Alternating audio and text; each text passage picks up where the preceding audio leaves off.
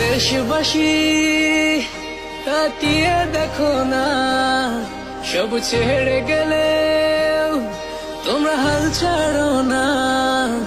এই বাংলা মায়ের জাত কখনো ভুলবে না, তোমাদের ঋণের প্রতিদান কেউ দিতে পারবে না।